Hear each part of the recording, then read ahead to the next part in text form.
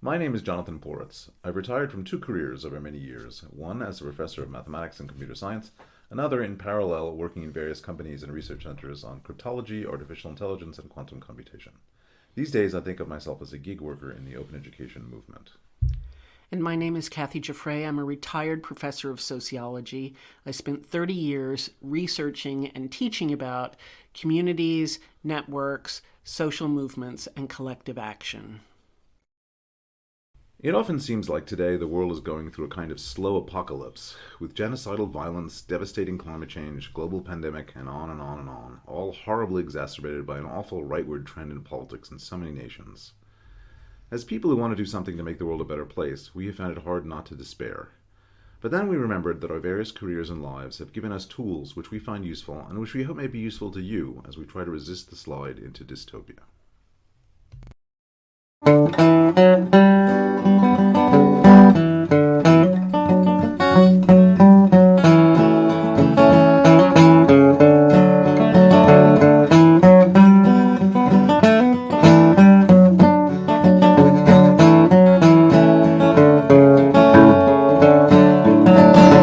So, Jonathan, what are we talking about this week? The goal of this episode is to talk about how to get information off of the net safely in a way that doesn't endanger the person who's looking for that information by leaving traces. Once again, I'm going to recommend that people get a lot more information off of the internet. There'll be websites that we'll mention and in the show notes where you can get detailed information. A lot of your situation may be very particular, and therefore you will need to get specific information useful to you. So you may ask, Right, it's turtles all the way down. How do you get information off the internet about how to get information safely off the internet?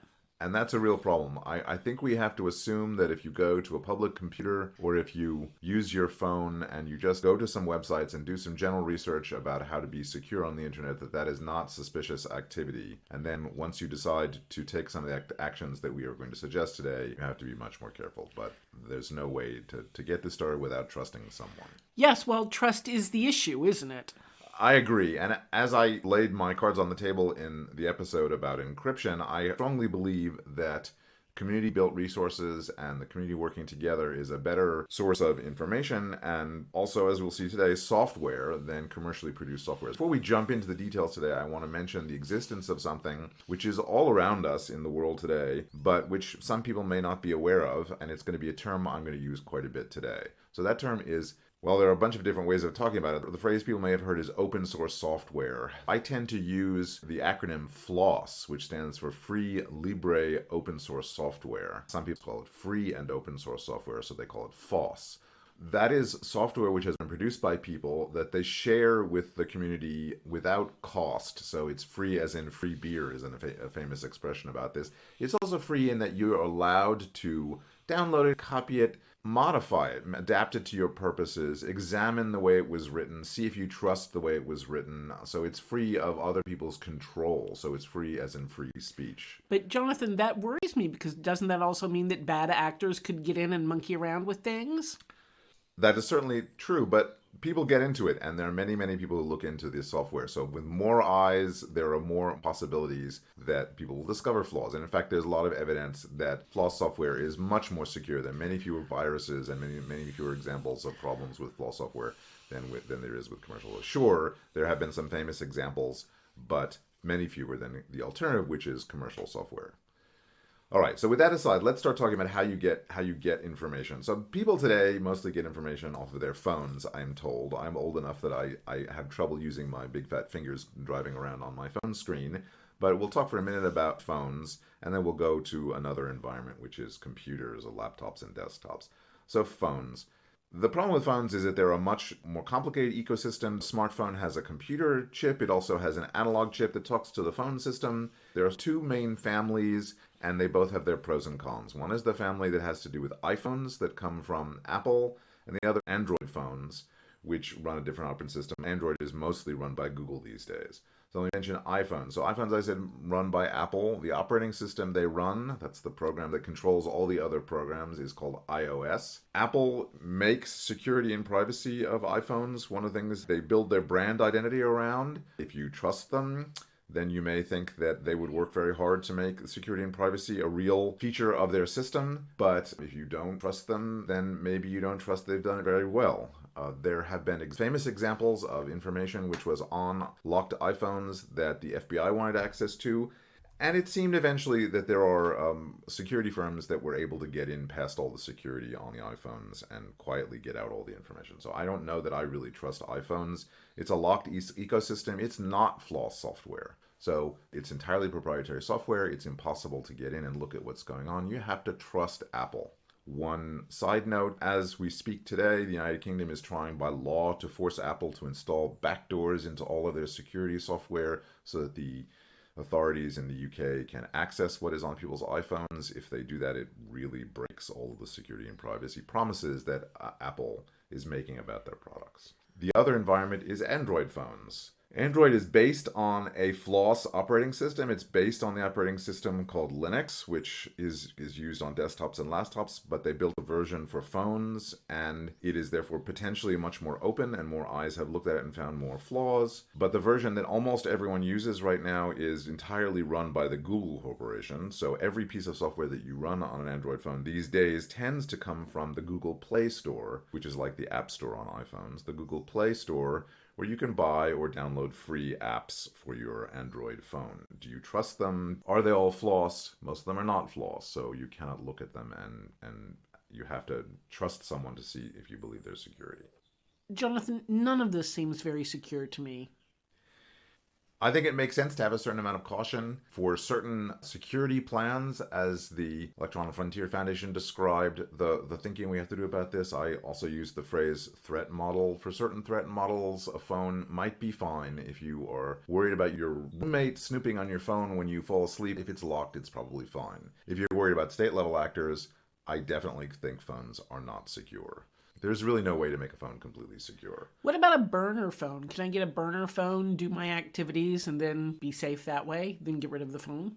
I think burner phones are a reasonable option in certain contexts. Obviously, they require the resources to purchase them. The Electronic Frontier Foundation's Security Self-Defense website recommends that if you're going to a demonstration and you're concerned that maybe large numbers of you will be arrested and incarcerated for a certain period of time, you may not want to bring your smartphone, and if you want to coordinate with other people, you may need to get a burner phone. A fully functioning smartphone is quite expensive, and just getting another one to quickly surf the web is probably not an option for most people. All right, let me say 3 specific things about phones before we jump to desktops and laptops, where there are more specific things we can do. The first one is there are some settings you can choose in both the iOS and the Android operating system that maximize your privacy. And I again recommend the Electronic Frontier Foundation's website about this. They have long pages about both the Android environment and the iOS environment, walking you through the options to choose that will maximize the security you can have, assuming you trust those platforms. Another thing, how do you get into your phone? You should have a password or a passphrase. There are a lot of modern phones have an option of using your fingerprint or your face to unlock your phone.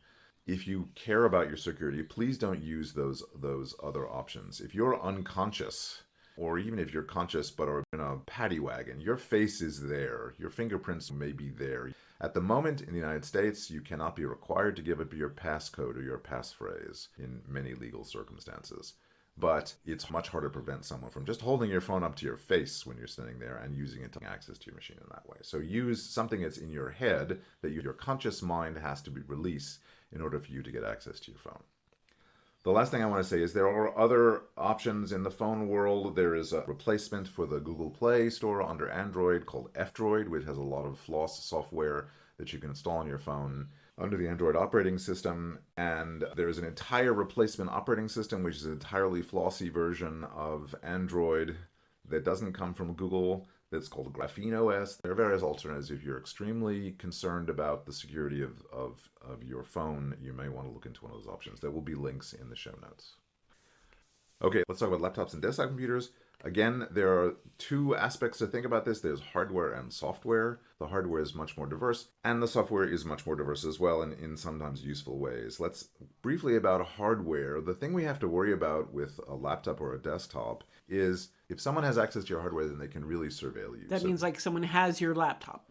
Exactly. So if you're going through border control and someone takes your laptop away from you and then returns it to you an hour later, they may have unscrewed the back There's a piece of hardware called a keylogger, which simply listens to the signals coming off of your keyboard, including things like your password and other commands you may type, and records them, and someone can then later download the contents of this keylogger. So keyloggers are quite dangerous. If someone has access to your laptop, they may have put one inside your laptop. If someone has access to your desktop, they may have replaced the wire between your keyboard and the computer itself with a slightly chunkier version of the wire that contains within it a keylogger, from which they can later download everything you've ever And you typed. just wouldn't notice that difference. You wouldn't notice it. The hardware is a bit of a nightmare, and so having access to someone's hardware really makes you potentially have a lot of control of what they're doing. So in terms of folks who want to be secure, if you have the possibility of having physical control over a laptop or a desktop computer, don't let other people monkey with it if you want to be able to use it for secure surfing and getting information and working with your friends online without being surveilled. If you don't have access to a machine such as maybe you're a student and you only have limited resources and there's a family computer you have access to, or there's a school computer you have access to, or a library computer you have access to, you need to trust that computer much less, and you need to use as much caution as possible when you're interacting with that computer. All right, so that's the physical computer itself that we have to sort of keep watch over and make sure that no one gets their hands on our computer because they could mess around with it. Absolutely. But what about all the software inside the computer that we buy from companies?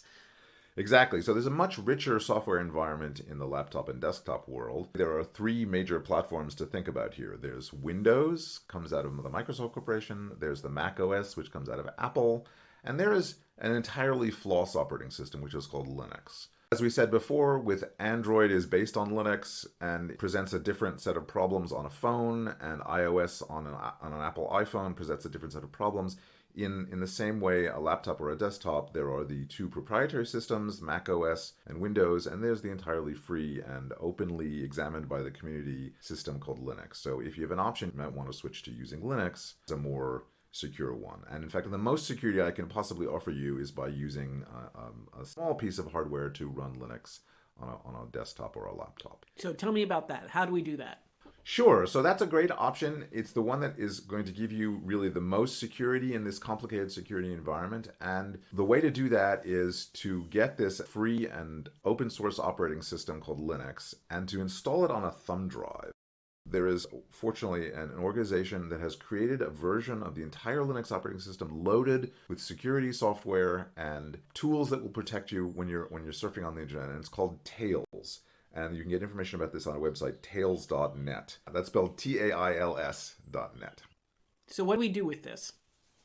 So if you want to use someone else's hardware, like a library computer or a family computer, with the maximum security you're possibly going to get in this configuration, you would set up a Tails operating system on a thumb drive. You need a thumb drive that has about a gigabyte of space, and get a fresh thumb drive and go to tails.net and follow the instructions for installing Tails on that thumb drive. Again, as you mentioned before, it's going to be visible that you're doing turtles all the way down. It's going to be visible that you're installing this piece of software on the thumb drive. I don't know any way to prevent people from knowing that. Once you have Tails on this thumb drive is your secure little fortress. Take the thumb drive and plug it into a library computer, a school computer, your family computer, and reboot the computer. As the computer is booting, in the first moment it's coming up, there's often it says press escape to see the boot menu. There's a information on the Tails website again for how to interrupt the normal boot process. And instead of having it booting off of the internal memory of that device, it will boot off of a thumb drive. So can I interrupt you? This booting, you mean turn the computer off and turn it back on? That's exactly right. The classic solution of fixing things by turning off and turning it back on. Turn it off, turn it back on. When it starts running, say, hey, don't run the operating system you've already got. Run this other one that's off of the thumb drive. And that's why I have I turn it off, I put my thumb drive in, then I turn it back on. That's right. And interrupt the normal boot process to force it to boot off of the thumb drive. You will then be running this highly secure operating system off of the thumb drive. Again, if you don't really trust the hardware, there are problems, but this is going to be the best security you can get. And you can run a web browser and other communication software and for communicating and for surfing the net that live on the thumb drive. And this is the maximum amount of protection you can get for a machine that you do not control completely yourself. So if I don't want to go to that extreme, if I just want to look some stuff up, but I don't want to have to do all of this, is there anything I can do that's sort of a smaller version of this or something that's a little less complicated? Absolutely. So there is a thing that you can run on a computer that for which, let's say, you have more trust. Maybe it's your own personal laptop or desktop, or it's a family or school computer that you do not believe is being surveilled constantly. And but you nevertheless you want to increase your level of security as you work on the internet. So let me mention two things related to this. So one of them, of course, is always use HTTPS, as we've talked about previously. It's a secure version of the normal protocol that runs the internet. So your data moving around on the internet is going to be encrypted and protected from eavesdroppers. But the very fact that you're on the internet and that you're connecting between different sites and you're choosing to look at particular sites is still going to be available. And there is a wonderful tool that helps you hide that and gives you far greater anonymity. It doesn't let the website you're connecting to know where you came from, and it doesn't let the intermediate machines along the path between you and the website you're connecting to know what your source or destination site is. That's a tool called Tor. Tor stands for the Onion Router, or router, depending on So how do you spell this Tor? So Tor is Tor. It's an acronym for the Onion Router. And the website you might want to go to get more information about this is torproject.org. Tor project, project.org. Also, there's, as always, a lot of good information on Wikipedia about the Tor protocol. So, interestingly enough, the Onion Router protocol was developed by the U.S. military. It came out of the Office of Naval Research. It's a way of connecting on the internet. Like an onion, it has layers and layers of encryption. Every bit of information you send out over the internet is wrapped in successive layers of encryption. And as it moves from site to site on the internet, each site only can unwrap one layer and knows where the packet came from and the next place it's going to send it, but it doesn't know anything about the packet, doesn't know the original source of the packet, it doesn't know the ultimate destination of the packet, and it certainly doesn't know the contents of the packet. So this is a highly secure way of moving things around on the internet. You can't hide from people the fact that you are using the Tor network. I should mention the Tor network is a network that lives on top of the internet. There are entry nodes called Tor entry nodes and exit nodes called Tor exit nodes and relay nodes. I used to run a Tor relay node in my office.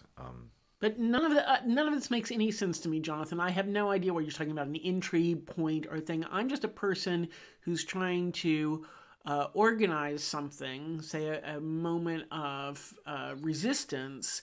And how do I actually do this? I was trying to give a little bit of information about the onion routing to give you some sense of there's a large community of researchers who believe that this is a fairly secure way of moving things around. In terms of the practicalities of it, you want to download the Tor browser. It's called the Tor browser. It's a browser like other browsers. Just as you might use Edge or Safari or Chrome as your browser, you can install instead the Tor browser. The Tor browser is a perfectly full functioning browser which moves you around on the internet, shows you web pages, etc., etc., but it does everything through the Onion router and therefore protects your anonymity on the web. So like once I've installed this on my computer, when I open my computer and I say, oh, okay, here's my laptop and I want to surf on the web, I usually click on my little icon for Google Chrome. Instead, I would click on my little icon for Tor, and then it would be just the same as, it would look just the same to me as regular browsing on the internet. The user interface will be slightly different from Chrome, but it's a browser. All the features are there. They may be located in slightly different places. But it will function exactly the same way as a browser. But it's there to protect your anonymity as you move around on the internet. Okay, so bring this all together for me, Jonathan. I want to be able to surf the internet securely. It seems like there's a lot of stuff. What do I need to do? All right, that's a good question. Let's think about the different environments. On the phone, we said that generically the phone environment is a much more difficult one to have security. Maybe a burner phone is useful. There are iPhones and Android phones. Do the best you can. Follow the advice of the Electronic Frontier Foundation to maximize your security of those two platforms as well as you can. On a desktop or a laptop, there really are two levels of security that I can strongly recommend. The most security, it would be the Tails operating system running off of a thumb drive. You have to go to Tails, Tails.net, download this and install it on a thumb drive. Then when you reboot, turn off and turn back on your computer and boot it off of the thumb drive, you get a fairly strong level of security in all of your communications using the Tails operating system. If you don't want to go to that full extent, or you don't have access to a thumb drive or a computer that you can boot off of a thumb drive on, then you might want to just be working in the environment that you have and install a better browser. So instead of Safari or Chrome or Edge or Firefox, you install this thing called the Tor browser from torproject.org, torproject.org. And the Tor browser, you'd start it just the way you would start Chrome, and it's a browsing experience that it helps protect your anonymity. It's a really wonderful piece of technology that will protect your anonymity quite a bit on the internet. So, all right. So, what do we do, Jonathan? Tell me those practical things that I need to do now to help me do this. All right, I'd like to suggest 3 things for people to do today. The first one is just to get a little bit of more awareness about this FLOSS ecosystem, which is, I believe, a much more reliable ecosystem because more people are looking at all of the problems with it, and it's community supported, and it's not there to make money off of you. It's there to provide you with tools that the community think might be useful to you. So my first task is download, install, and play around with some FLOSS software that might be useful to you. There is a great list at the Wikipedia page, list of free and open source software packages on Wikipedia that gives you a bunch of FLOSS software packages that you can download from the net that replicate other common features. For example, when I do video editing, I use a FLOSS tool called OpenShot. When I do image editing, instead of the expensive commercial tool Photoshop, I use one called the GIMP, which is a FLOSS tool. So go to that site, find something you like to do, download some FLOSS software, and you'll get into this ecosystem and realize it's an easy thing to use and powerful. The next thing I'm suggesting people to do if you want to increase your security a substantial amount on a laptop or a desktop is download and install the Tor browser within your computer. Go to torproject.org, T-O-R project.org, and follow the instructions for whatever operating system you're using right now. Windows, Mac, Linux, download and install the Tor browser. There are versions for all environments. There are versions of the Tor browser also on some phones because of the problems with phones. We said they're not as secure as the Tor browser in the desktop and laptop environment. So that's step 2, download and install and use the Tor browser. The last, greatest security thing that I can suggest folks to do is actually go to tails.net, follow the instructions to download and install the Tails operating system onto a thumb drive. You will have to get a fresh thumb drive to do this, and practice turning off and turning on your computer, booting it off of this external thumb drive, which is the most secure environment you're likely to have in a computer. It will enable you to surf the web as anonymously as possible. Thank you, Jonathan. You're welcome. As usual, more information about us and about the material we've covered is available on our website, therevolutionwillnotbetelevised.net.